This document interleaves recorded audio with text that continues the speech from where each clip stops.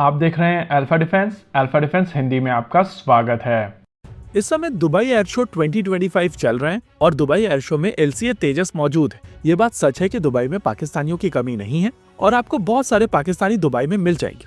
ये लोग ज्यादातर पाकिस्तानी मिलिट्री से एसोसिएटेड होते हैं, जिनके परिवार में कोई ना कोई मिलिट्री से जुड़ा हुआ होता है। हालांकि आम पाकिस्तानी भी होते हैं जो आमतौर पर टैक्सी ड्राइविंग और दूसरे काम करते हैं, लेकिन दुबई में फौजी फाउंडेशन से जुड़े हुए लोगों की तादाद काफी ज्यादा है। मोस्ट लाइकली इनमें से कोई एक आदमी दुबई एयर शो में मौजूद था और उसने एक वीडियो निकाला है जिसमें LCA तेजस की बेली में से पानी निकलता हुआ दिखाई दे रहा है। मैं पर्सनली ये वीडियो यूज करना चाहता था, लेकिन हम लोगों को पता है कि बाद में इनकी तरफ से इस वीडियो को डाउन करने के लिए कॉपीराइट स्ट्राइक आएगा और इसी वजह से उस वीडियो को हम लोग यहाँ पर यूज नहीं कर रहे हैं। हालांकि सोशल मीडिया के ऊपर अगर आप जाएंगे तो आपको ये वीडियो मिल जाएगा। इस वीडियो को पाकिस्तानी लगातार शेयर कर रहे हैं और कह रहे हैं कि LCA तेजस से ऑयल लीक हो रहा है और भारत की एयरक्राफ्ट बिल्डिंग कैपेबिलिटी काफी खराब है। रियलिटी में ये पानी है और आमतौर पर इस तरीके का पानी ऑलमोस्ट सभी एयरक्राफ्ट से निकलता है। इनफैक्ट अगर पानी नहीं निकल रहा है तो परेशानी है।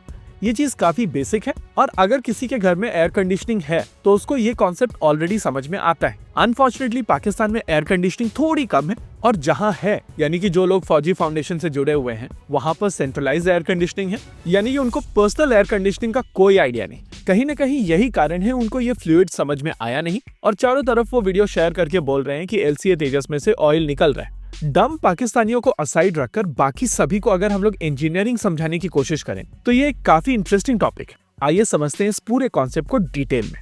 आमतौर पर एयरक्राफ्ट के इंजन से कुछ एयर ले ली जाती है और इस एयर को कहते हैं ब्लीड एयर। ब्लीड एयर आमतौर पर काफी ज्यादा हाई प्रेशराइज्ड एयर होती है और एज सच अगर आप इसको यूज करने की कोशिश करें तो इसका कोई प्रैक्टिकल यूज नहीं बनता है। एयरक्राफ्ट के ऊपर जो प्रैक्टिकल रिक्वायरमेंट होती है उसके लिए आपको एयर प्रेशर कम करना पड़ता है और इसके टेम्परेचर को भी नीचे लाया जाता है। इस ब्लीड एयर को अलग अलग जगहों पर यूज किया जाता है, जैसे कि कॉकपिट प्रेशराइजेशन के लिए ऊपर हवा में काफी ठंडक होती है और कई बार एयरक्राफ्ट के ऊपर बर्फ जम जाती है। इस बर्फ को मेल्ट करने के लिए भी डी आइसिंग मैकेनिज्म का प्रयोग किया जाता है और वहां पर भी इस एयर का प्रयोग किया जाता है। एयरक्राफ्ट के हाइड्रोलिक सिस्टम्स को भी प्रेशराइजेशन की आवश्यकता होती है और वहां पर भी इस एयर का प्रयोग किया जाता है।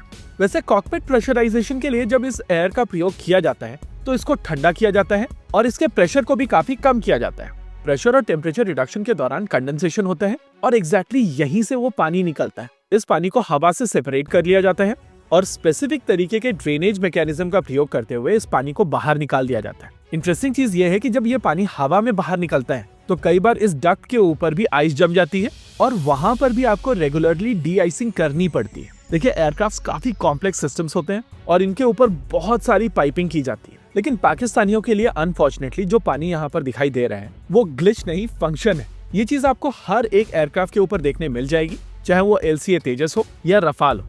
वैसे आपको पता है कि आमका के साथ में आपको इस तरीके का सिस्टम देखने नहीं मिलेगा। आमका के लिए जो सिस्टम बनाया जा रहा है वो क्लोज लूप सिस्टम होने वाला है और इसी तरीके का सिस्टम आपको F-35 लाइटनिंग 2 के ऊपर भी दिखाई पड़ता है। इसमें ना सेंट्रीफ्यूगल वाटर सेपरेटर होगा, ना इसमें वाटर डंप का सिस्टम होगा, केवल एक क्लोज लूप कूलेंट, फ्यूल और POA कूलिंग का सिस्टम होगा, जिसमें कंडेंसेशन के साथ में मॉइस्चर नहीं आएगा। ओवरऑल परेशानी यह है कि पहले तो पाकिस्तान में लोग कम पढ़े लिखे हैं और ये बेसिक इंजीनियरिंग वाली चीजें उनको समझ में आती नहीं। दूसरी चीज, समहाउ इनको किसी ने कन्विंस कर दिया है कि जब आप डम कमेंट करते हैं तो वो इंफॉर्मेशन वॉरफेयर में काउंट होता है। कहीं ना कहीं यही कारण है कि हर 15-20 दिनों में ये लोग एक ऐसी चीज लेकर आ जाते हैं जिसको हम लोगों को एक्सपोज करना पड़ता है और परेशानी यह है कि हर बार एक्सपोज होने के बावजूद ये लोग फिर से आ जाते हैं एक नई थ्योरी लेकर, क्योंकि डम प्रूव होने के बाद में भी इन लोगों को किसी भी तरीके की एम्बैरेसमेंट है ही नहीं। इसी के साथ आज के इस वीडियो में रखते हैं केवल इतना ही। वीडियो को अंत तक देखने के लिए धन्यवाद। देखते रहिए अल्फा डिफेंस। जय हिंद।